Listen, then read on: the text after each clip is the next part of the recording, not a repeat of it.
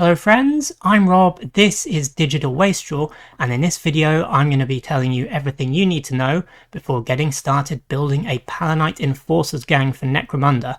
I'm going to be answering all the big questions, such as, is Bob from Reboot a cop? Much to consider.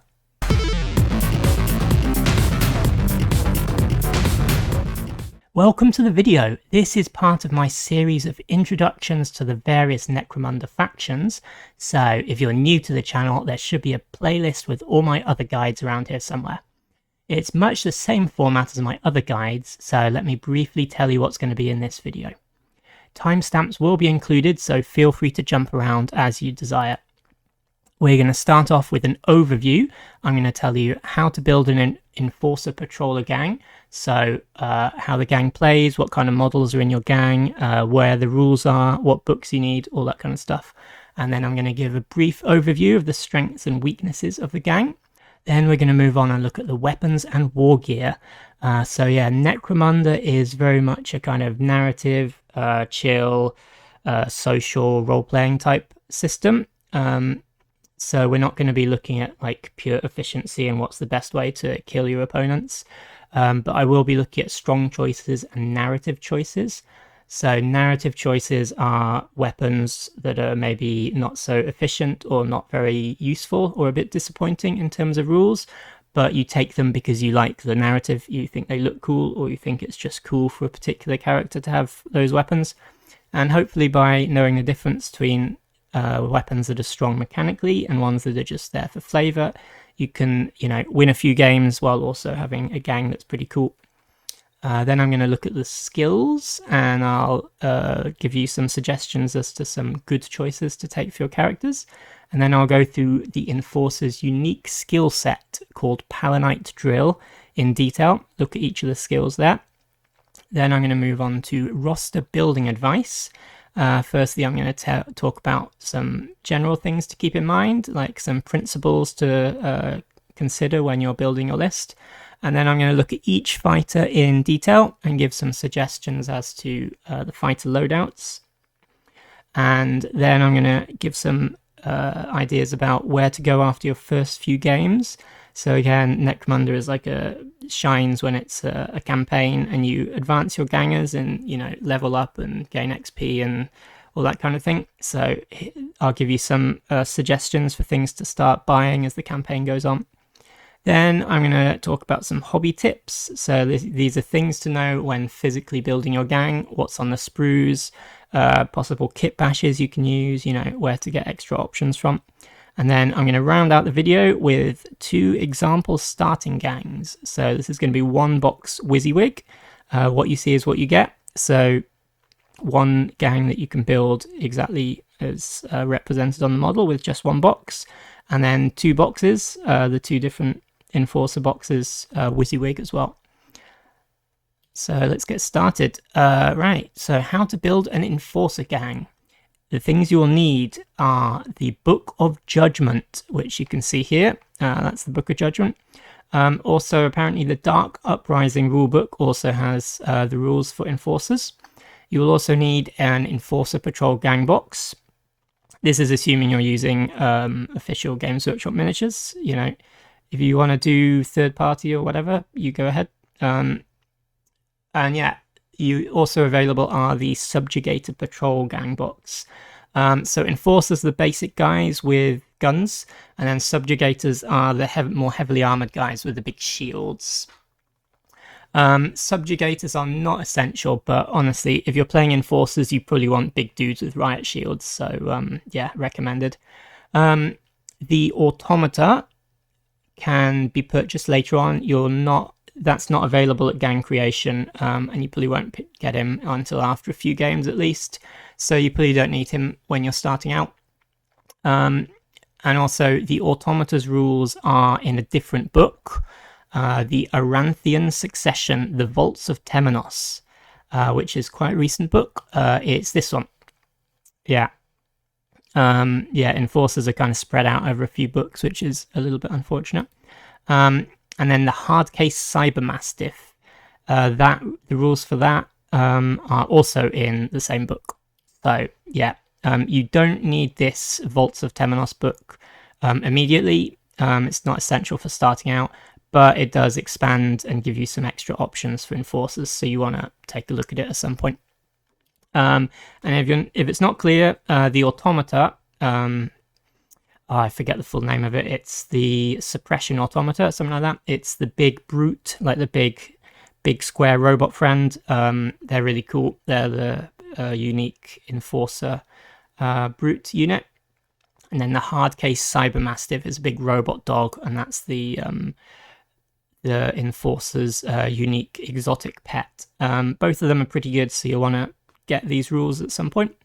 And yeah, what about bad zone enforcers? So I don't know if you've ever heard of bad zone enforcers or you're aware of what they are, but bad zone enforcers are an alternate enforcer gang list that was released in White Dwarf 477, which I believe was a couple of years ago as of recording this video, I think. It's a while back. I had a look around, there's no official downloads for it. I don't have Warhammer Plus subscription. I know that there's White Dwarf Vaults on there, so I'm not sure whether it's available through that. But yeah, anyway, Bad Zone Enforcers represent a patrol who are being out in the Badlands and cut off from supplies, and they're a bit more rugged and scrappy than regular enforcers. They're not better than regular enforcers. They're not stronger or weaker. They're just kind of like a different way to play with the same theme. But yeah, they are different enough, I think, that it's kind of feels like an entire new gang, so I'm going to cover it in its own video. They are very similar though, so I'm writing both guides at the same time, and I'm hoping to have the Bad Zone Enforcer guide up very shortly after this video. I say very shortly, I work incredibly slowly. So how do you build an enforcer gang? In terms of rules and roster, your gang will consist of a single leader called a Palanite captain, a maximum of 2 champions who are called Palanite sergeants, any number of gang rank fighters who are called your Palanite patrolmen, and finally the Juve rank fighter are called Palanite rookies. However, you cannot purchase these. They can only be recruited to replace casualties mid-campaign, but they are free though. So they're very bad, but you basically get free guys who come and replace any of your dudes that get killed in combat. But yeah, you can't start campaign with them, which is a bit of a downside, but we'll look at that as we go on. And yeah, unlike most other gangs, you also can't start with any ganger specialists. So that means that you could only get the specialist by leveling up your regular gangers mid-campaign. Yeah, your number of patrolmen must always equal to or exceed your number of captains plus sergeants. Rookies, hangers-on, etc. are not included. So yeah, you need more patrolmen than you need captains plus sergeants. Yeah, the Enforcer gang list is a little bit old and a bit janky. Yeah, house ruling the limit on champions as well as giving them a free specialist at the start of the campaign to bring them in line with other gangs probably won't cause any problems. It's not going to super overpower them. So I would suggest probably doing that. There are limitations on the Enforcer gang that just seem outdated considering what other gangs have to play with, and I think it just cuts down on the fun rather than being a kind of balance thing. So yeah, I would suggest house ruling your way through that particular one, but you're not playing with me, I'm not your arbitrator, so discuss it with your group before making any assumptions. And yeah, I didn't mention it before, but yeah, the maximum of 2 champions as written is included through the campaign. Like, you can only ever have a maximum of 2 champions, which sucks, quite frankly. And yeah, you should house rule that, but rules as written, 2 maximum. Yeah, so each fighter type comes in 2 flavors, Palanite and Subjugator. As mentioned before, Palanites are the basic dudes with your guns, and Subjugators are the big heavily armoured dudes with access to the big old shields. Your captain can be a Palanite or a Subjugator. you must then choose at least 2 patrolmen to be the same type as your captain. So with how expensive this gang is, this will substantially shape your gang. So yeah, subjugators are more heavily armoured and have a few more kind of close-up brawler equipment options. So yeah, if you go a subjugator with your captain, then you're going to have to take at least 2 subjugators. If you have your captain as a Palanite, you're going to have at least 2 Palanites in the gang. So yeah, something to keep in mind.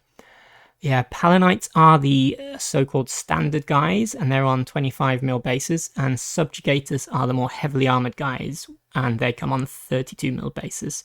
Again, Necromunda is very much a modelling, kit bashing type thing, so I don't think anyone's going to be too grumpy if you put different dudes on different bases, but that's just something to consider. And yeah, the difference between Palanites and subjugators basically just comes down to having different equipment options. And yeah, you can only upgrade to a subjugator when recruiting. You cannot do it mid-campaign. So again, it's a bit of a restriction. But I think the idea is that in the background, like, there are strict organizational things that the Palanites have to follow. So it's presumably representing that. And yeah, you can go all one or the other, but generally speaking, a mix of the two is the best way to play the game. So what are the strengths of an Enforcer gang? Enforcer gangs are a low model count gang who are well equipped and heavily armoured, but they do have stats that are average at best.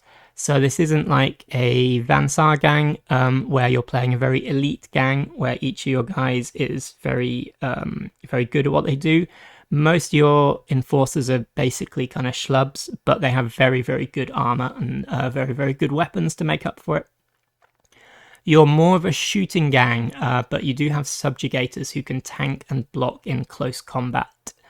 And yeah, as mentioned before, your gang has great saving throws.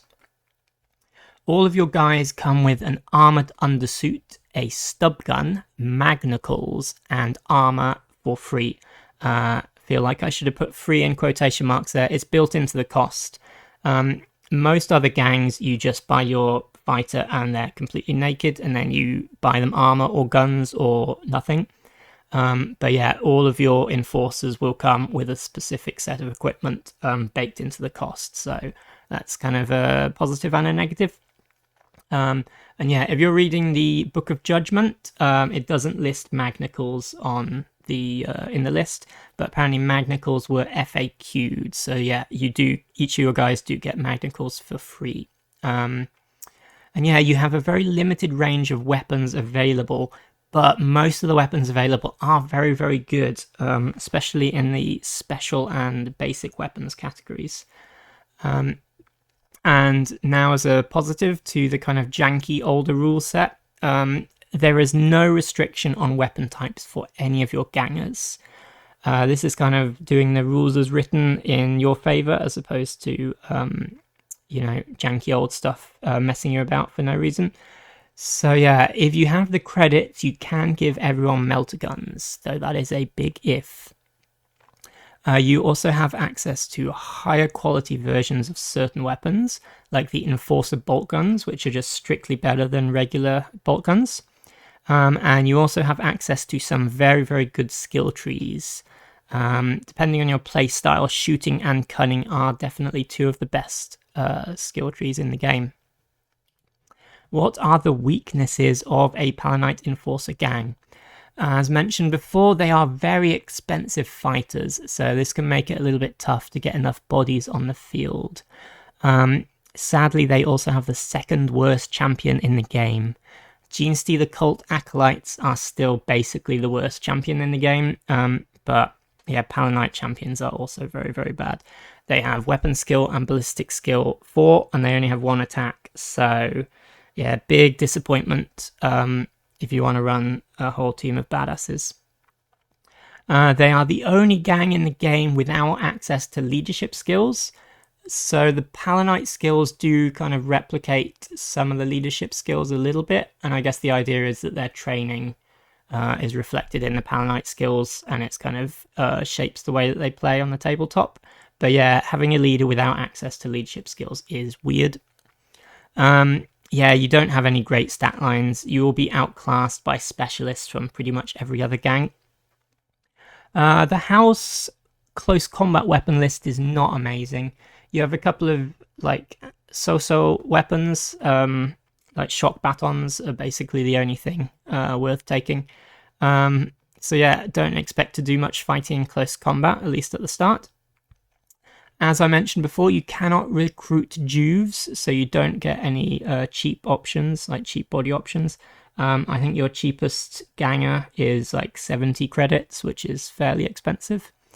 As mentioned before, you cannot start with specialists, so you have limited access to skills compared to other gangs.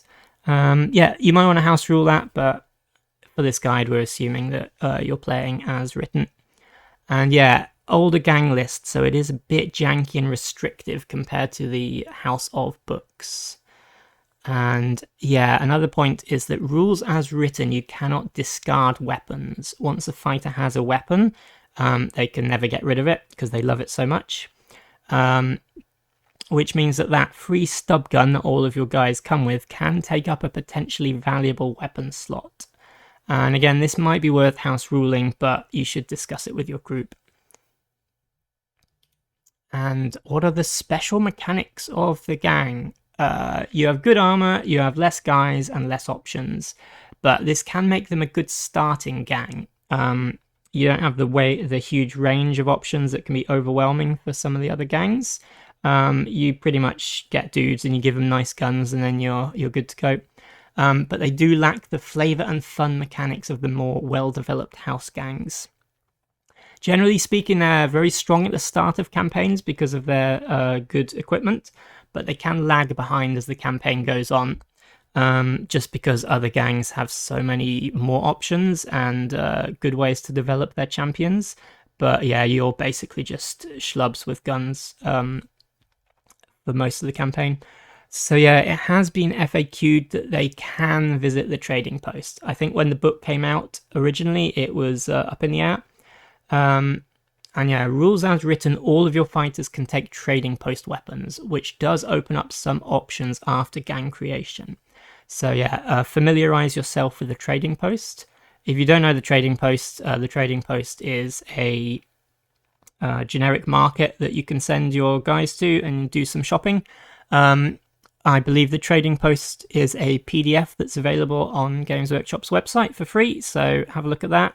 Have a look through, check out some weapons, and make some plans to do some shopping, because that will be essential as the campaign goes on. And yeah, another really rough one is that rules as written, they cannot hold territories in Dominion campaigns. Dominion campaigns being the kind of most basic campaign type, so I'm sure you'll be playing a Dominion campaign at some point in your career, which is pretty bad for them, and it really limits their income. Like a lot of things that I've just talked about, it is strongly suggested to house rule this particular limitation. Yeah, it just messes them up for no good reason. So, weapons and war gear, what are some good things to take? I've divided this section up into Palanite and Subjugator, because the two different types of fighter have got access to two slightly different lists. So yeah, Palanites first. Enforcer bolt guns.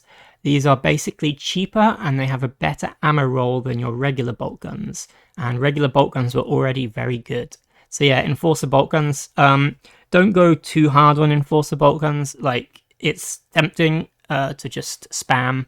But if you want to run, 5 guys just with bolt guns and good armor, go and play Warhammer 40,000 and do Space Marines, A bit of variety, adaptability, and stuff like that is good. If you just spam, then it's a bit of a dull game, in my opinion. Sniper rifles. So again, sniper rifles are a bit unique to the Enforcers, and they're basically the same as long rifles, but they have the rending special rule. And again, long rifles were already pretty good. So yeah, sniper rifles, thumbs up for that one. Enforcer shotguns. So these are functionally similar or functionally identical to combat shotguns. combat shotguns being a basic weapon and one of my favorite weapons in the game. Love a good combat shotgun. So yeah, you use that template shot to counteract your poor ballistic skill. Because if you use the teardrop template, then you don't need to roll to hit, and your ballistic skill of 4 up isn't such a big deal. One difference though, because they are different names and they're, different type of weapon, I suppose, is that they cannot take generic combat shotgun ammo types, but they are slightly cheaper, I think, to make up for that fact. Yeah, good to take at the start and definitely very strong. As the campaign goes on, there's an argument to be made for going to the trading post and getting a regular combat shotgun so you can put some fancy ammo in it, but that's a future problem. Don't worry about that at the start of the game. And yeah, next up, concussion carbines, which are special weapons. So yeah, these are special weapons, but it doesn't matter that much because all your guys can take special weapons. They are only strength 3, but everything else is great. They're a 3-inch blast. They give you +1 to hit at close range. The blast means that if you miss with your average ballistic skill, it'll just scatter, so you've still got a decent chance of hitting something. And they come with a host of useful traits. They've got concussion, funnily enough, and some other things I don't remember right now. But yeah, they're good, and they're also just 30 credits. So yeah, good times with all of those weapons. And for subjugators, assault shields. Assault shields give you extra armor, and they also count as a close combat weapon for more attacks in close combat.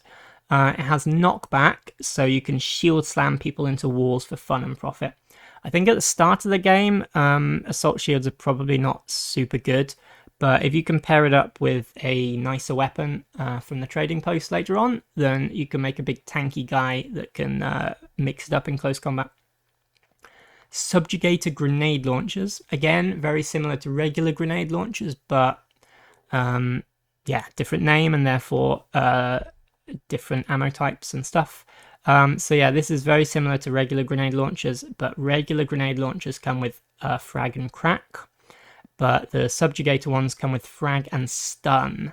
So they're not bad, but they don't have crack, which means you're only really going to use it for crowd control. You're just dropping down templates and trying to pin or whatever people. You can't really use it to take down hard targets, which is a theme of the gang, actually. And yeah, photon flash ammo for grenade launchers. Yeah, absolutely recommend to pick this up as soon as possible. If not at gang creation, then soon after. And yeah, I'd say probably crack ammo for the grenade launcher is also worth picking up as soon as possible as well. And yeah, unique choices. These are some things that don't really fit into the other categories, but I want to talk about them real quick. Magnacles, magnetic handcuffs from the future. These are pretty good, but as they are free war gear on all your guys, it's not really worth giving them a rating, whether you should buy them or not, because you've got them anyway. Yeah, basically the way they work is you roll to hit in close combat, and then the target makes an initiative check to avoid, and if they fail, they are cuffed. They cannot move, they cannot shoot, and they take a -2 penalty to close combat. They have to make a strength check to escape. These are basically pretty good for locking down Goliaths or other big guys with low initiative. Probably not going to do so well against Delac or Escher, who have the initiative to probably get out of them. But yeah, big combat monsters that get close to you, you can give them a handcuffing and then, they'll be having some troubles. And yeah, you have access to loads of different types of armor. So flak armor versus hardened flak armor versus layered flak armor versus hardened layered flak armor. What does it all do? So flak gives you a 6-up save, 5-up save against blast weapons or templates. This is the same as regular flak armor in the other gangs. Hardened flak armor is the same, but it negates 1 point of AP from any ranged attacks hitting you to a minimum of 1. So this sounds pretty good, but the minimum of 1 means that it'll only work against AP -2 weapons, and there's not a lot of those at the start of the campaign. Might be okay later on when people start rocking, melter guns and las cannons and stuff, but it's probably not not super amazing. Layered flak armor is a 5-up save and 4-up save against blasts and templates. Hardened layered is all of the above. It combines everything that I've just said. And yeah, you can stack this with the armored undersuits, shields, etc. too, so you can get some quite beefy armor saves. And the way it works is layered is what the subjugators come with, and regular is what the palanites come with. Hardened options are upgrades, but yeah, they're probably not worth it compared to just buying mesh for just a straight up 5-up save from the trading post later on. Yeah, there you go. Narrative choices. So what do I mean by narrative choices? I mentioned this a little bit at the start of the video, but narrative choices are weapons that are not so efficient, not so effective, maybe a little bit disappointing in terms of their killing power in the game. But you might want to take them anyway because you like the flavor, you like the way it looks, think it seems cool, and that's fair enough. And these guides are designed to give you an idea of the narrative choices and the strong choices, because even if you're very much a casual narrative player, building out a Necromunda gang and then spending however many hours playing all your campaign games and just getting absolutely rolled every game isn't really fun for you at all, and it can really take the joy out of the campaign. So hopefully by mixing your narrative choice weapons and your strong choice weapons, you'll give yourself a chance to win some games and compete, but also have some fun stuff and not just min-max stuff. And anyway, with that all said, there are no completely awful choices.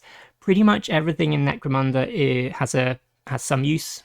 Some exceptions apply, but there's not any completely terrible ones. Generally speaking, in Necromunda, you're rolling far fewer dice than you are in almost any other Games Workshop game. If you're talking about 40k, a squad of orc boys is going to be rolling, big handfuls of d6s. So those games tend towards like the mathematical average as the games go on. But with Necromunda, you're rolling far fewer dice for each individual character for the entire game, which means that swingy, wild stuff is a lot more common, I suppose, and that means that you can get away with suboptimal or just straight up rolling bullshit dice at fun moments. Anyway, with all that ramble out of the way, stub guns. So I love stub guns. Stub guns are one of my favorite weapons in Necromunda, which I say a lot, but they are not worth taking for your Palanites because you already have a stub gun. You have a free stub gun, so don't trick yourself into wasting credits by buying another one, unless you want to be a dual wielding double pistol man, in which case fair enough. Auto pistol. Again, you start with a free stub gun, so spending extra credits on another pistol is a waste. There is an argument to be made about the auto pistol versus the stub gun. Like, auto pistols have rapid fire, so you can potentially get more shots out. But if the auto pistol costs 10 credits and the stub gun is already owned by you and in your pocket, stick with the stub gun. Shock stave and shock baton. They're not awful, but they're also not great. So yeah, think about a trip to the trading post later in the campaign if you want to pair it with an assault shield for something that's a bit scarier in close combat. The concussion ram and the assault ram. So these are the two big chunky heavy weapons. These are your only two heavy weapon options in the list. Note that despite they being heavy weapons, they don't have the unwieldy trait, which means they don't take 2 actions to fire, so you can move and shoot them, which is good. But they do take 2 weapon slots, which is a big deal when you already got a free stub gun. So yeah, something to keep in mind. They're not awful. I think they definitely both have uses, but I would say they basically fall into the category of being too expensive for what they do. And that's doubly difficult in an already pricey gang. So yeah, if you like the look of them and you think they look cool, go ahead, use them. They'll probably do well for you, but bear in mind you're paying a lot for what you're getting for that. And then also weapon equipment and ammo choices. You have loads of choices, loads of equipment, loads of extra ammo for your various weapons, and I'd say most of them are not worth it at the start of a campaign. Exception being probably photon flash grenades, maybe smoke grenades, and maybe crack grenades for grenade launcher. Yeah, basically keep your guys lean and buy them more stuff if and when you need it. You can always buy more equipment and more ammo types after you've played a few games and you know what's going to be useful and what isn't. Right, moving on to the skills section, we have the Palanite Captain, who is your leader, and he has access to Brawn, Palanite Drill, and shooting sets. And your Palanite Sergeant is your champion type, and they have access to Cunning, Palanite Drill, and Shooting. These are all pretty good. I haven't noted the Specialist down there because it's going to take quite a while before any of your guys get enough XP to get, and lucky rolls to get upgraded to Specialists, so hopefully by the time you have a Specialist who wants to buy a skill, you'll be familiar enough with your gang to figure out what skills to take by yourself. And yeah, Palanite Captain. Brawn is a bit of a weird one. Bull Charge or Crushing Blow might be quite fun if you want to get stuck in with a Riot Shield charge. I think they kind of fit. Threat Response is nice, as your captain is the best close combat fighter in your gang. Got Your Six is also a similar one if you're going for a more shooty captain. Both of them let you protect your friends, but we'll talk about how they work a little bit later on.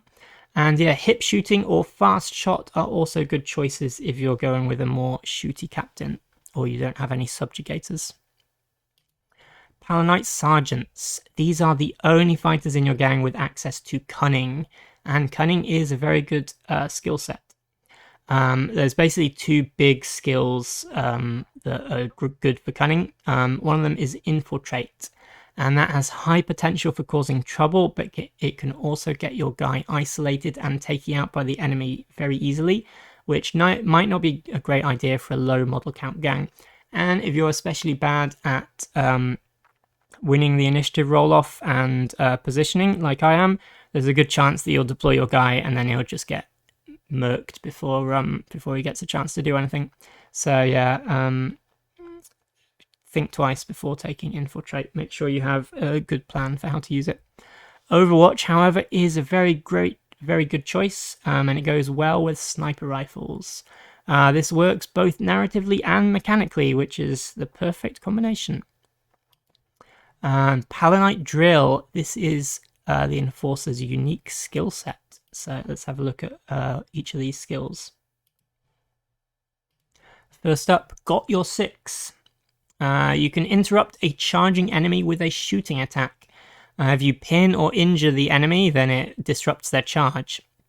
So this is kind of like a situational Overwatch. But most importantly, it doesn't remove the shooter's ready token. So yeah, this is very good for protecting your guys from charges. Worth taking if you're fighting a lot of close combat gangs, such as Goliaths or Corpse Grinders. If you're mostly fighting Vansar, then maybe not so useful. Helmor's Justice. You roll twice on the injury chart and you choose which one. And you do that when you're doing a coup de grace action on a character. This doesn't directly help you out. It doesn't really help your guys. It's not even really like a strong thing for your gang. But it does make your opponent enjoy games less. Like having your guys injured after games is always a little bit of a feel-bad moment. So yeah, I would say avoid this unless you're very sure of the vibes of your group. If you're like a super mess with each other and, just in it for the laughs group, then maybe it's a good one to take. But I'd say don't do it. It's dumb and it's bad. Non-verbal communication. Speaking of dumb, bad skills. Make a double action to potentially increase a friendly fighter's vision arc to 360 degrees. Gaining a 360 degree vision arc may have some niche uses. I can't think of any, but in the comments down below, if you think of a way of reason for getting a 360-degree vision arc, let me know. But even if you can think of some good ones, it is in no way worth giving up a skill slot and spending a double action on. And it's potentially as well that you have to make a check to actually get it to work. So yeah, awful. Never take it, it's bad. Restraint protocols. Use a restrain action instead of a coup de grace. You get a bonus to see if you capture enemies during wrap-up. Capturing enemies is fun and thematic, but this skill isn't super useful. Might be fun as a kind of narrative thing. Depends how your group feels about rescue missions, I suppose. Yeah, probably not the best one to take, but might be fun. Teamwork. Group activate an additional fighter than you usually could. So so leaders can group activate 3 and champions can group activate 2 extra guys. So yeah, this is not bad considering that you don't have access to the leadership skill, because this basically works in the exact same way as the commanding presence skill. It might be worth using if your group decides to keep the hard limit on 2 champions, because you might have some problems activating all your guys. So yeah, teamwork might negate that a little bit. And threat response. You can interrupt an enemy charge with your own charge. So yeah, this can be quite nice to keep an enemy away from your shooty fighters, similar to Got Your 6. But keep in mind that this skill needs and uses a ready marker, unlike Got Your 6. So yeah, a combination of Overwatch, Got Your 6, and threat response means that you can get some very kind of defensive and counter-charge, counter-shooting plays with the gang. So, general roster advice, starting gang roster tips. First up, aim for a starting gang of around 7. You can do 6, but I wouldn't recommend it. You can probably do 8 or 9 if you really cut down on the equipment. But again, I think 7 seems to be the sweet spot for an enforcer gang. But yeah, if you have too few fighters on the board, you'll easily be swarmed by more numerous gangs. And also, any injuries or deaths you suffer will really mess you up for the next game. Yeah, you really want to avoid going into the so-called death spiral in a campaign. If you get really messed up in one game, and then the next game all your guys are in recovery, so you lose that one, and then because you lost that one, you're missing out on income and rewards and XP, and then you kind of spiral down while your opponents are winning and they're getting stronger and more money and more XP. So yeah, that's kind of one of the biggest problems with Necromunda campaigns, and making sure you have enough fighters in your gang is the best way to avoid that situation. I'd also recommend go easy on the Wargear. You have a large selection of ammo upgrades and Wargear available to you, but generally speaking, you should probably save such upgrades for later in the campaign. Make sure you have a mix of punch and control. You have access to loads of good crowd control options to lock down troublesome fighters, but make sure you have some punch to take them out of the fight too. At the start, probably this is going to equate to bolt guns, but yeah, something to keep in mind. Okay, Enforcer Captain loadout ideas. So the Enforcer Captain is your only fighter with weapon skill 3 and 2 attacks. Which, not amazing, big downside of the gang, but this means that he is a great candidate for the Subjugator upgrade, so he can mix things up in close combat a little bit. You can also give him a nice gun and some shooting skills for some run and gun action. So here are a few ideas for how to build your captain. Countercharge build. So we go with the Subjugator upgrade, buy him an assault shield and a shock stave, and the threat response skill. So you move up alongside some close range shotgun friends, and then use threat response to counter anyone who wants to get at your squishier, shootier friends. Door kickers build. So we go with a Subjugator upgrade, an assault shield, shock stave, or better close combat weapon from the trading post. You take the teamwork skill, so you can group activate more dudes, and you move up in a big group with 3 Subjugator friends, and then you do a big multi-activation and hopefully smash some heads in before anyone can react. If you do want to try that, probably get some photon flash grenades, which fit narratively, and it also makes sure that you can mess up the enemy and they can't retaliate against you so well. And then finally, Rambo build. We're going with an Enforcer shotgun and the hip shooting skill. You double move and then you template people with your shotgun. You can get a better close combat weapon from the trading post later if you need to rumble up close. Enforcer Sergeant loadout ideas. Enforcer Sergeants have weapon skill 4 up and ballistic skill 4 up, and only 1 attack. They are pretty bad. They do have 2 wounds though, you know. It's not all terrible. So you're basically just taking these guys for their skills. So pick which skill you want first and then equip them accordingly. There's no extra weapons or equipment available to these guys that your basic mooks can't have, and the stats are the same. So yeah, pick your skill and then equip accordingly. And here are a couple of ideas. Your move creep build. So we go with a concussion carbine, a grenade launcher, or any kind of decent gun.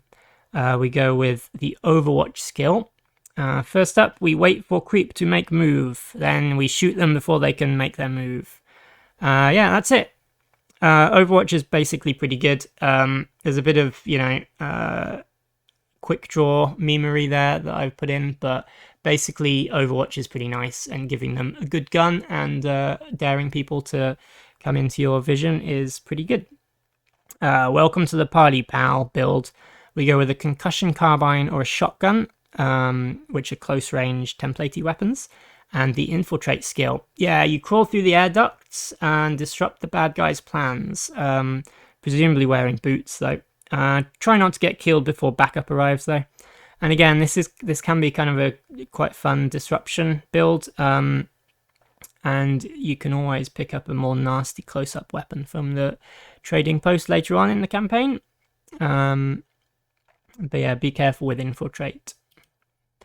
Patrolman loadout ideas. You're going to want at least a couple of bolt guns and shotguns in your team, whether they come from your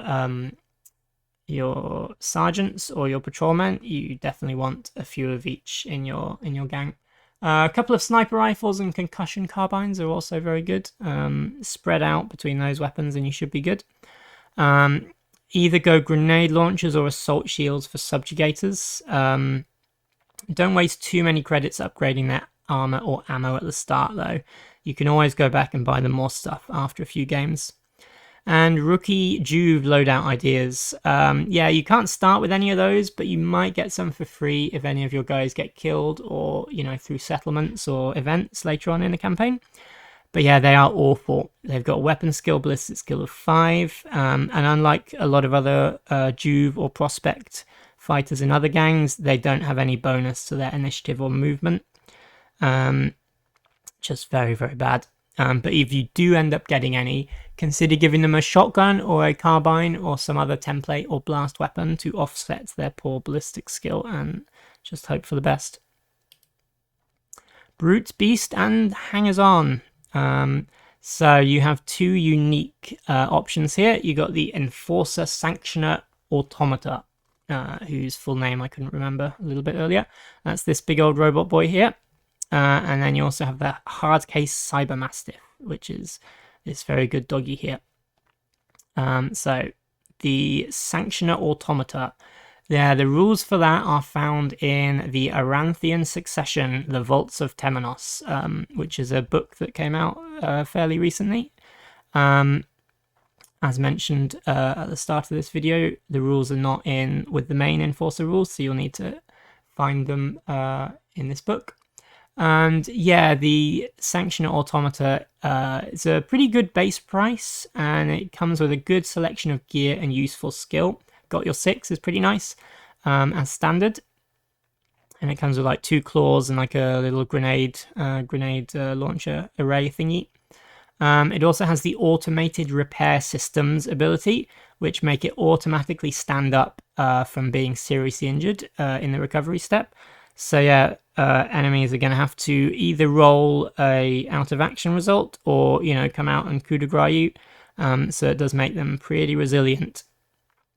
You also have the Mobile Bulwark ability, which gives heavy cover to friends hiding behind it.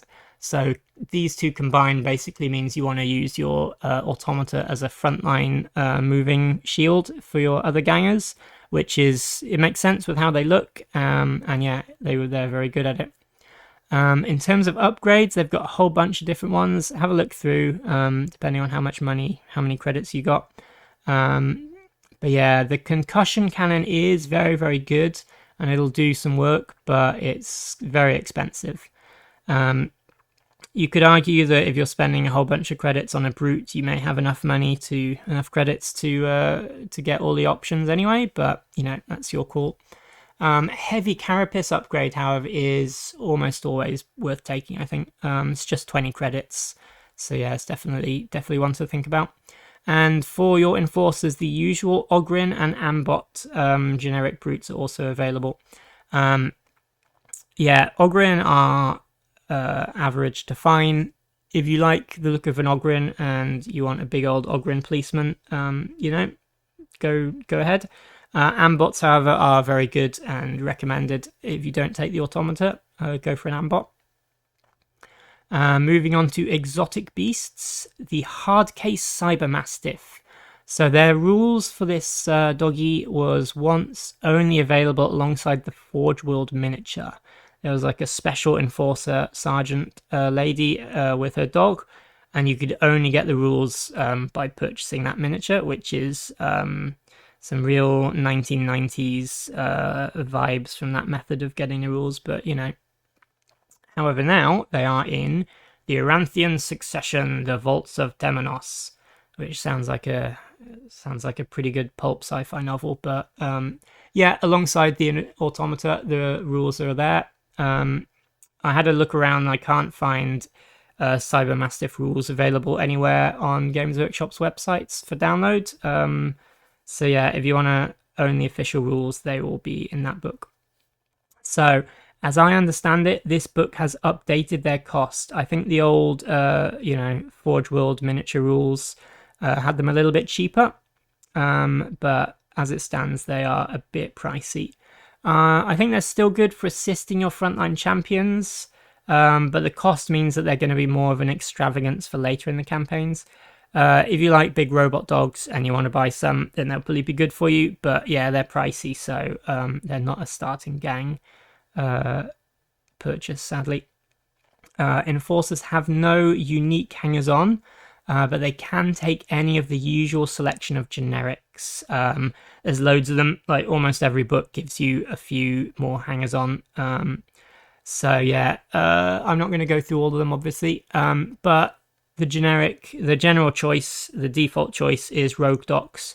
They give you a better chance of not having your dudes die, which is always good. So yeah, if no other choice is available, feel free to get yourself a Rogue Doc. What to aim for after your first few games. So yeah, you've played a game, you've got your starting list, you've painted up your guys, you've joined a campaign.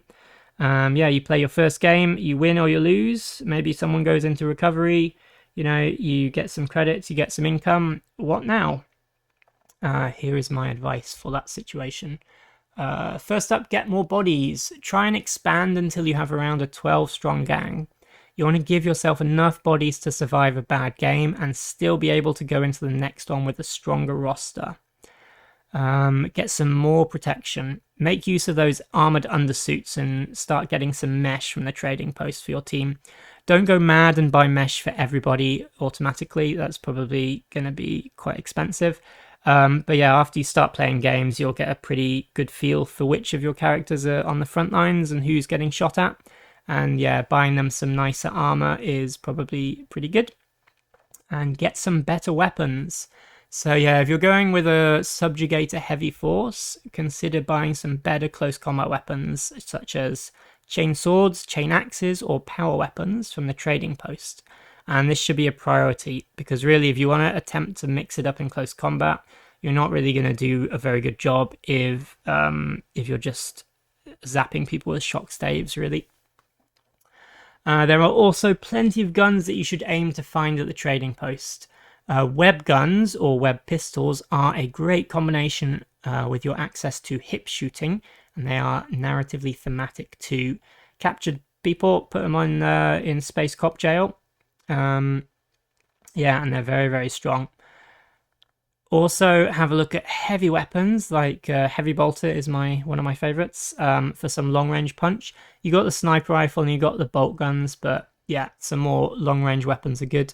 And again, like all the weapons that are good for other gangs that I've mentioned, if you see my other guides, stuff like plasma weapons, excellent plasma weapons. Yeah, just plasma weapons and web guns, that'll do you, basically. When you're buying stuff in the trading post, don't forget your weapon slot limit. So yeah, all your guys come with a free stub gun, and basically characters can only take 3 weapons. So that's 2 because you've already got the stub gun. So yeah, something to think about. When recruiting more fighters, make use of their lack of restrictions and buy them some cheap las guns for a slightly budget way of expanding your team. So yeah, as you grow and you buy more fighters, you know, go to the trading post and just buy some cheap basic weapons. Is probably a pretty good idea. And yeah, as mentioned before, rogue docs are always a useful investment, and it's good to get one early on before you take too many casualties. However, the automata is also a very good force multiplier. So going for one of those earlier in the campaign, as soon as you got some income coming in, is not a bad choice. However, all of this list is not completely exhaustive. There are probably some options and some stuff that I've missed. The main thing is to have fun. Yeah, if you're playing a campaign and you think, oh, just buying 12 more guys and giving them las guns, oh, it's a bit dull, don't do it. Just, you know, do what you want to do and have a good time. Hobby tips, stuff to know when building an enforcer gang. One of the best parts about enforcers is that their sprue actually comes with all of the weapon options.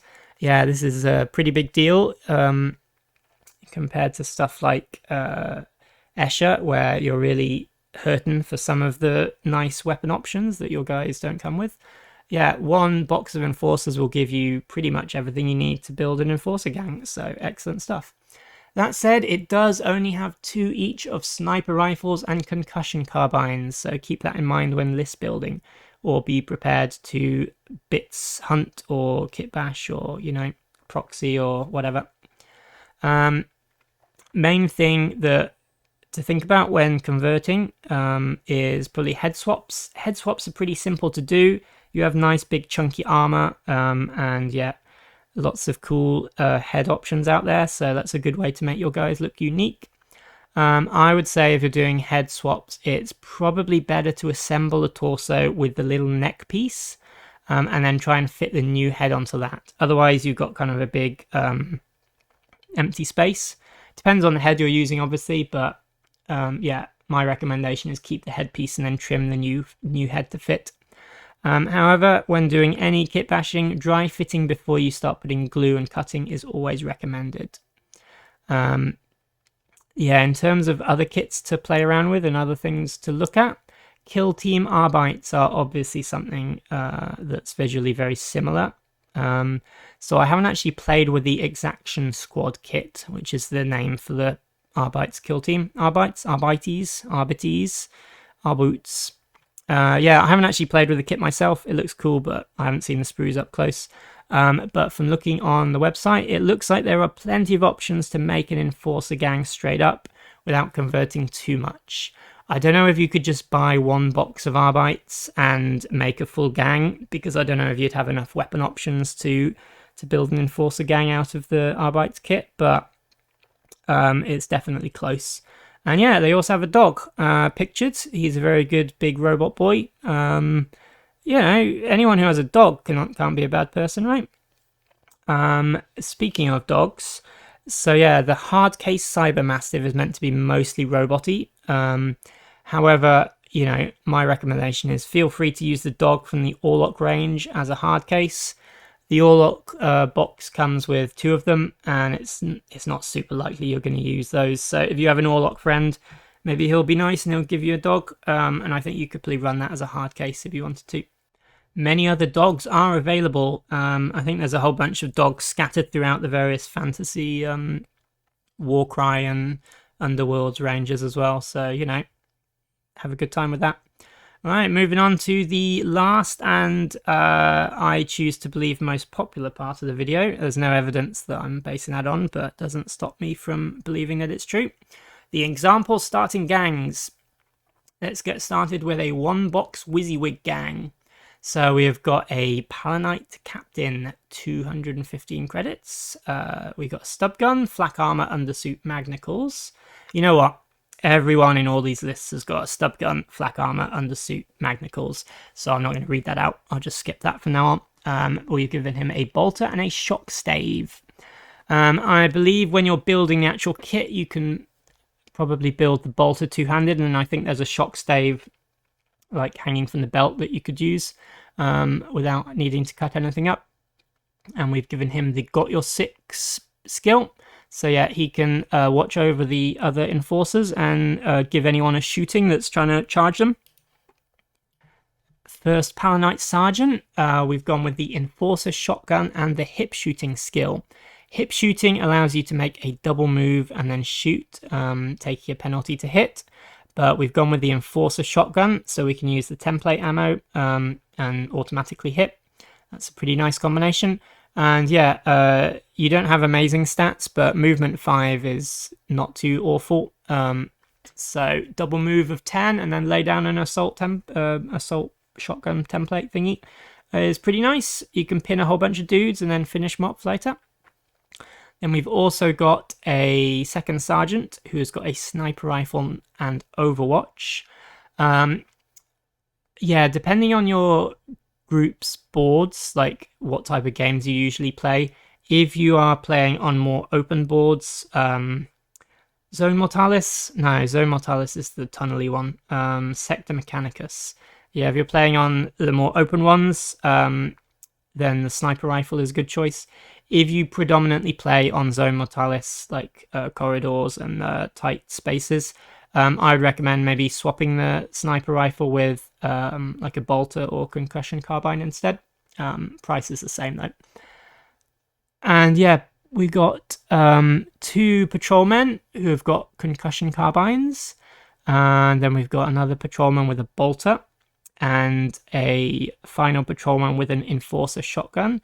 And I had some credits floating around, so I bought the last 2 patrolmen photon flash grenades as well.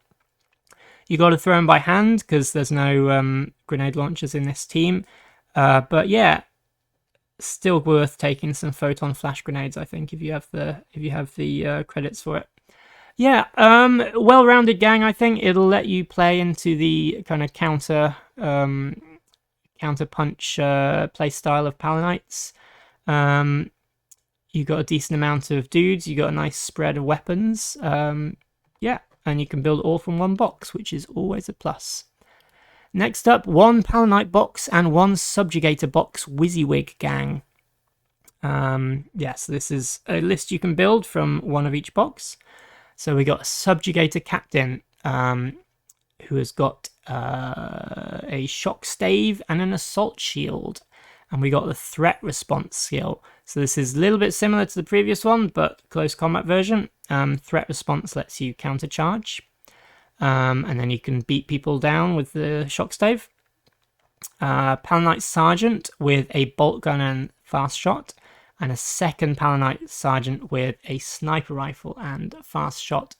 The reason I went with fast shot on these 2 is that a lot of the rest of the gang, you've got a lot of crowd control and options, and not a huge amount of punch. So with the idea with fast shot is if you can get into a good position, you can just double shoot people, and yeah, 2 shots are better than 1. So hopefully that'll help make up for any deficiencies in the rest of the gang by fast shooting people down. And again, your Enforcer bolt gun is superior to the regular bolt gun, so you got an ammo roll of 4 up, which makes it a lot more reliable to mess around with fast shot.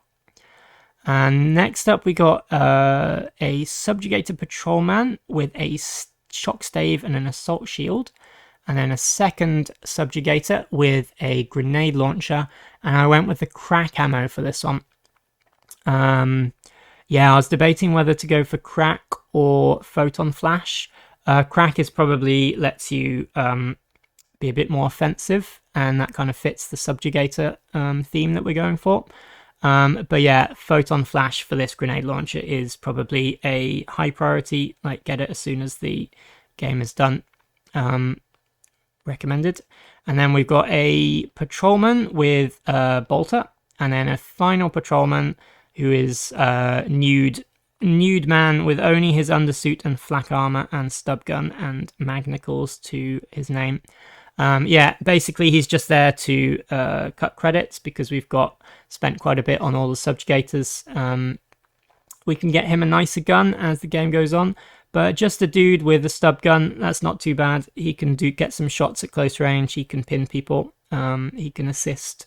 You know, he's doing his best. And that is 1,000 credits total. If you don't really like the crack ammo idea, you could probably drop that and take photon flash instead, and then maybe buy the final patrolman something to shoot with. I think the numbers are, if you drop the crack ammo and take photon flash ammo instead, I think you'll have enough to get a concussion carbine on the final patrolman.